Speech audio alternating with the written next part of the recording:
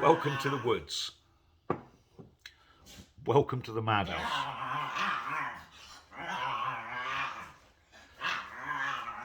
That's the little Staffy going mad.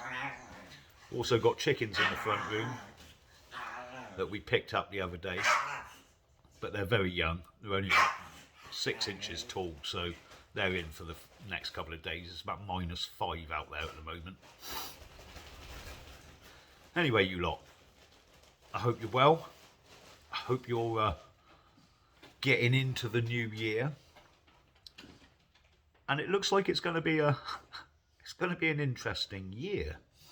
Started off well with tunnels in New York and our government bombing another country.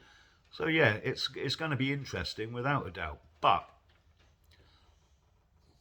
I did a little video the other day, 4 minutes. If you haven't seen it, have a look.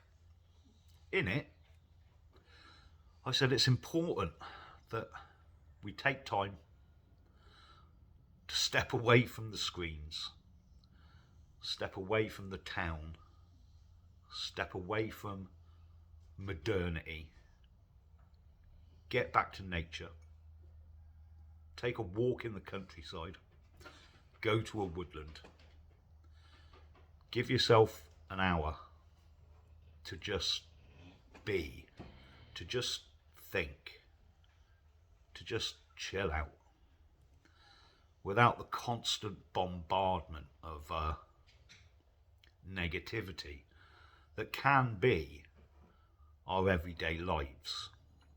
It's important that you take that time, that we all take that time to step away from those screens, to step away from technology. And I'm not a technophobe. Anyone who knows how I live off grid in the middle of the woods understands that I use technology. I'm talking to you using technology. My solar panels, my inverter, my charger, my batteries are all technology. I'm not a technophobe. However, it can become overwhelming. And a lot of the information we get from the internet, from TVs, is negative. It's drama and problems. And if anything, I understand that I'm guilty of adding to that by pointing out the problems in society, the problems with our system. And it's important that we understand them, but we can't dwell on them. What we should be doing is looking for answers to those problems. And I've said this before, when you find someone that can offer an answer to the problems, help them, get involved. If it's a political organisation, become involved politically if that's your want. If it's an organisation growing food, get involved, learn how to do it. From the outset of this channel, I've spoken about self-sufficiency on all levels, on an individual level. If you're self-sufficient, if you can grow food, you will never go hungry. If you are self-employed, you're not going to fire yourself. If you've got access to water that you can drink, you will never go thirsty. If you own your own home, regardless of how meagre that may be, if you've got somewhere you can shelter, you'll never go cold. Self-sufficiency on an individual basis is really important because you become the master of your own destiny.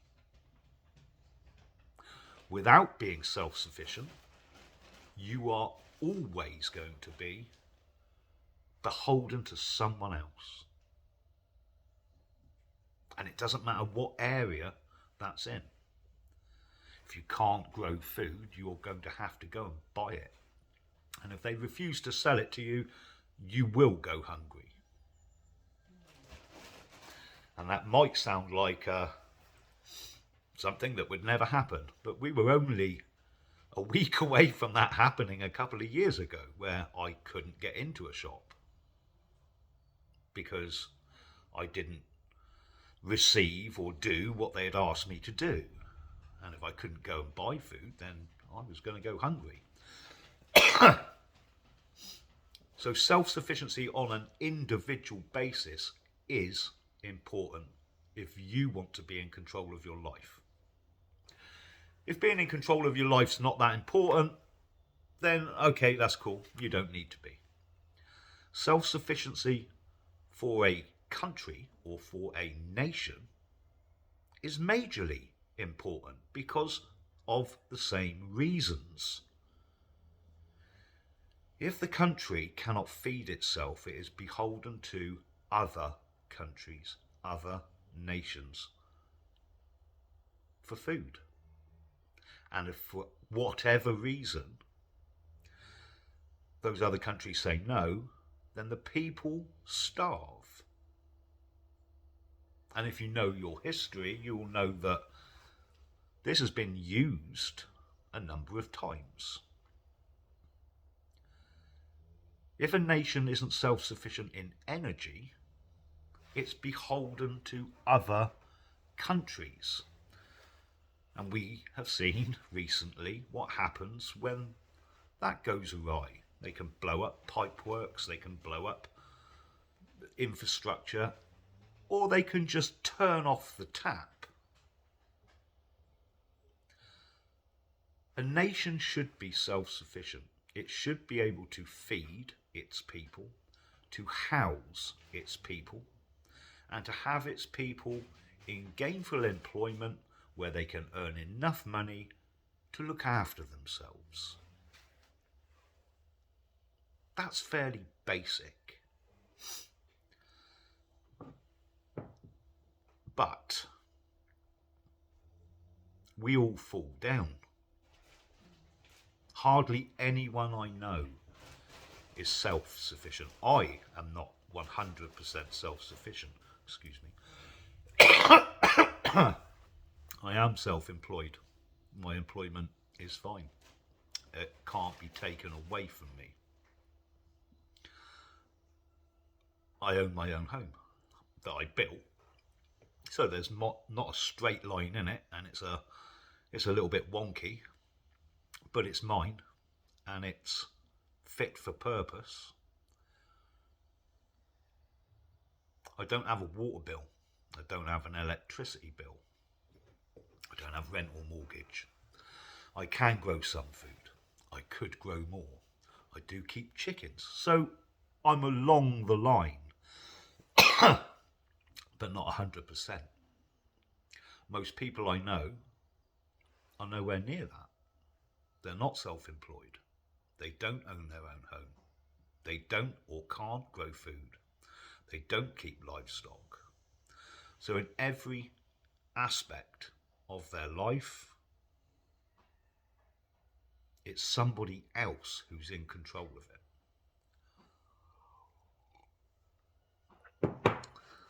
And the same with our government. The same with this system. They're not in control. Someone else is in control. They're beholden to other people. This country cannot feed itself. It cannot house the people here. And it cannot offer employment to the people here. Not to all of them. And as employment levels drop, which we understand is going to happen with the advancement of technology and automation, it's bound to reduce employment. AI, which is, I'm going to say it's a relatively new thing. I know it's been around for donkey's years, but it's getting better and better, is going to decimate by everybody's estimation, middle management, that middle sphere, the middle class. The employment in those sectors is going to be hit, and hit hard.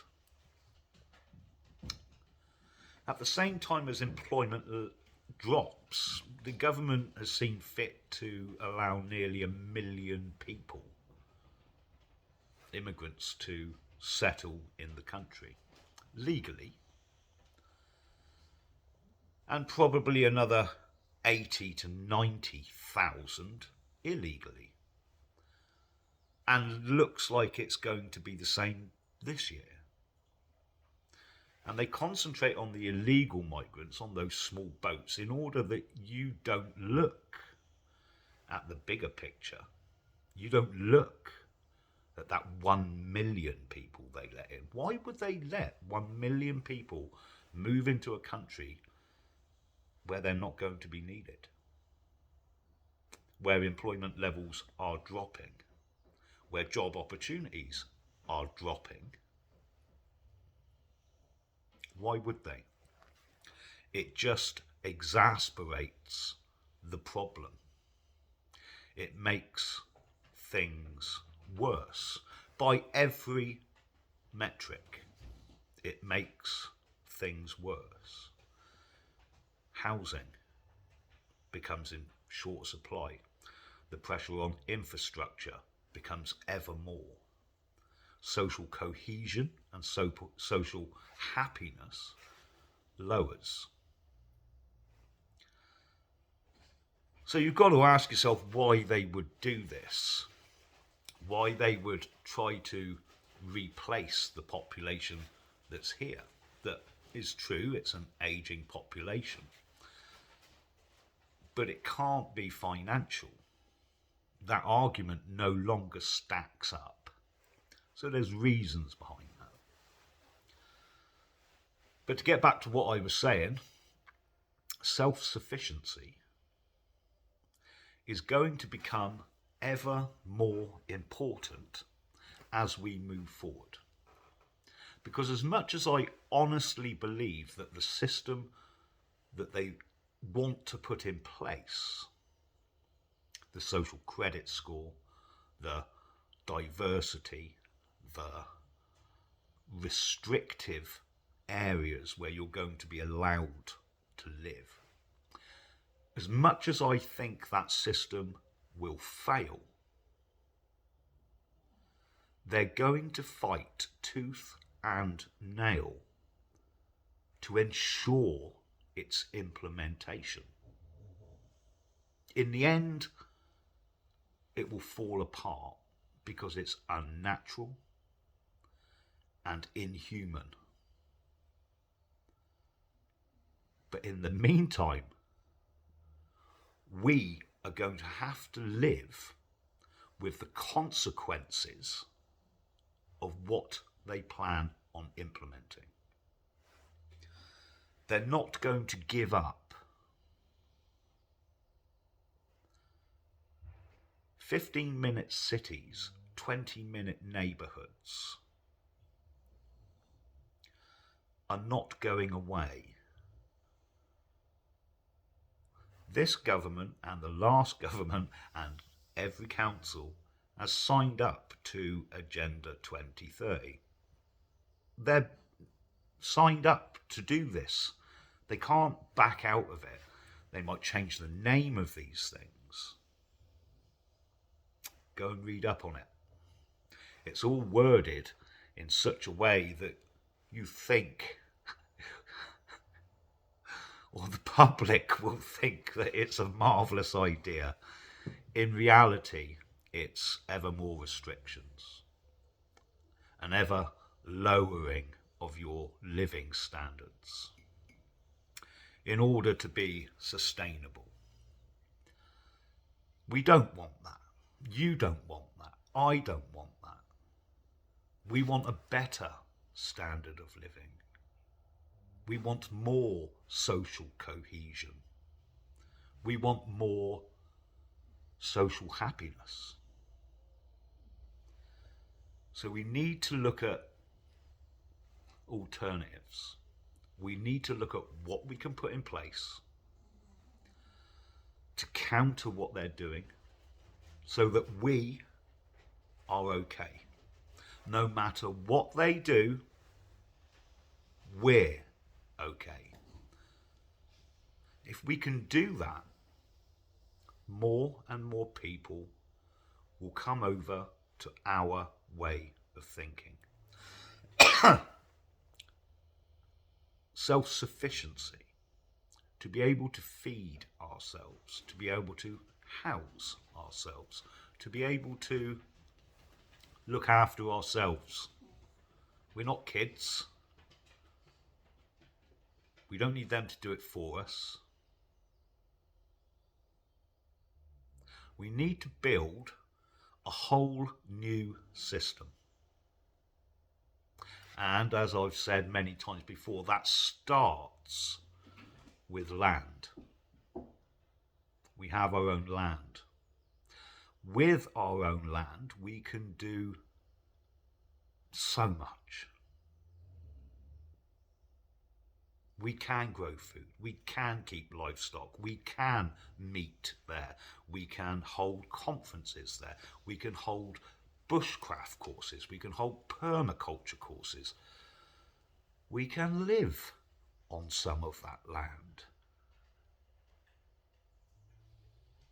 We can start to put that system together now.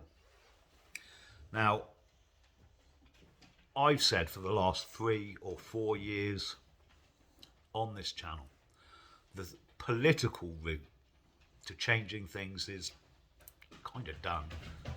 It's been tried unsuccessfully for nearly 100 years.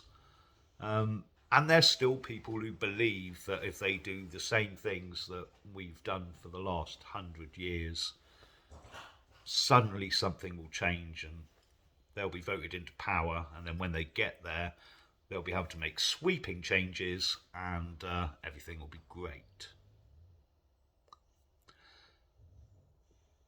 It kind of is the... You do have to be slightly mad to think that if you continue to do the same thing in the same way, you will end up with a different result. It won't be a different result. It will just be a catastrophic failure like it has been for the last 100 years. We've never been able to break through with a grassroots movement into political power and cause change. The system is in place to look after itself. It's going to ensure, and it's not just a government, it's not just this country, it's a global system. It's there to ensure that nothing changes it.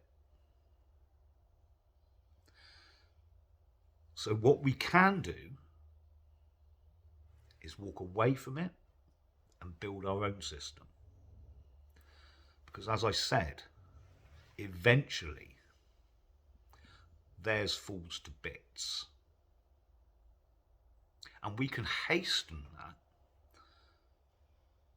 We can quicken that by attracting more people to an alternative. As more people leave that system and join that system, this one gets weaker.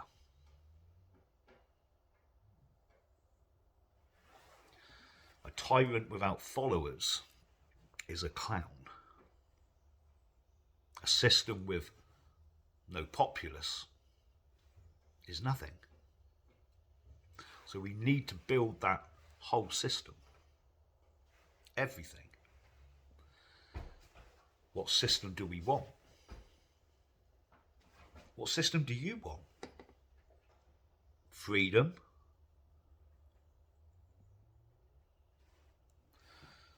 Let me know in the comments. I've already started. I've already put out a way forward. So far, it has been phenomenally successful. With a few hundred people, we've raised hundreds of thousands of pounds. We have bought 2 plots of land. We're looking next month at a 3rd plot of land. This is the beginning. This is the birth. Now what do we need? Education, healthcare, politics. I heard someone say the other day that what we should be doing is actually putting together a government. It's not a bad idea. A government in waiting.